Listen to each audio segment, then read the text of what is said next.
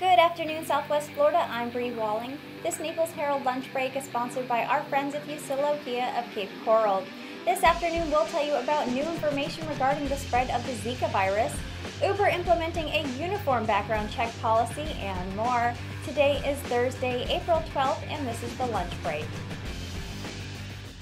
The World Health Organization declared the Zika virus a global public health emergency after infection swept across Latin America and the Caribbean in 2015 and 2016, causing widespread panic among those in the affected areas, especially in pregnant women. The infection in pregnant mothers has been linked to thousands of babies being born with underdeveloped brains.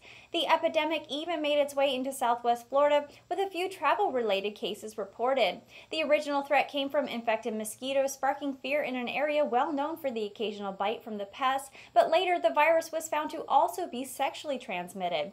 A new study by the CDC now is believed to show that the risk of spreading the infection sexually has its limits. The study shows signs of Zika can be seen in semen for as long as 9 months, but the risk of sexual transmission appears to end in 1 month and suggests health officials have been overly cautious in advising couples to abstain from sex or to use condoms for at least 6 months after a male partner comes down with Zika.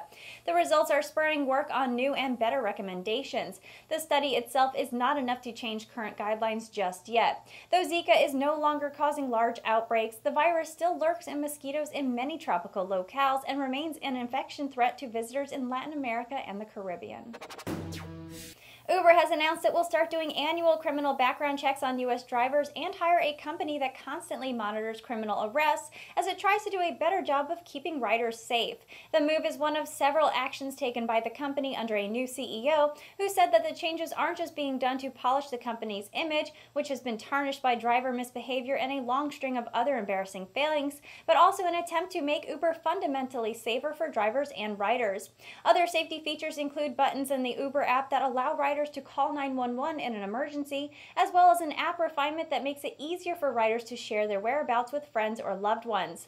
Since it began operating in 2009, Uber has been dogged by reports of drivers accosting passengers, including lawsuits alleging sexual assaults. Last year, the company was fined $8.9 billion by the state of Colorado for allowing people with serious criminal or motor vehicle offenses to work as drivers.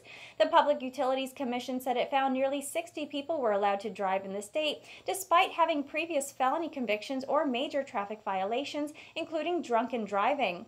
Uber provides 15 million trips per day worldwide, and while some governments already require background checks after drivers are hired, the company's new policy now makes it uniform nationwide. Global warming is likely slowing the main Atlantic Ocean circulation, which has plunged to its weakest level on record. The slowdown in the circulation, a crucial part of the Earth's climate, had been predicted by computer models, but researchers said they can now actually observe it. It could make for more extreme weather across the northern hemisphere, especially Europe, and could increase sea level rise along the U.S. East Coast. The slowdown also raises the prospect of a complete circulation shutdown, which would be a dangerous tipping point. Such a shutdown was the premise of the scientifically inaccurate 2004 disaster movie The Day After Tomorrow.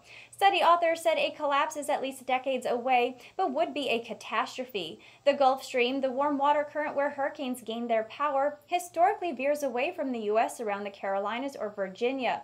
The Gulf Stream now hugs closer to the coast around New York, and there's a significantly warmer bulge around Maine related to the circulation slowdown. The northern U.S. Atlantic coastal waters have warmed faster than most parts of the ocean in recent decades.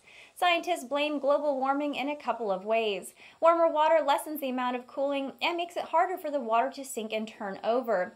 Ice sheets and glaciers in Greenland are melting, and the fresh water is pouring into the area where the water turns over, making it less salty, less dense, and therefore less likely to sink. There's also more rain and snow in northern areas and more evaporation in southern areas, altering the flow. And that was a lunch break for today. I'm Bri Walling. For your twice daily news fix, head over to the Naples Herald YouTube channel and subscribe. Leave us a comment to let us know your thoughts on the news or what you would like to hear about. The lunch break airs Monday through Friday at 12 p.m. right here at NaplesHerald.com. And don't forget to check out our morning report that also airs Monday through Friday at 9 a.m. Thank you for watching. We'll see you tomorrow.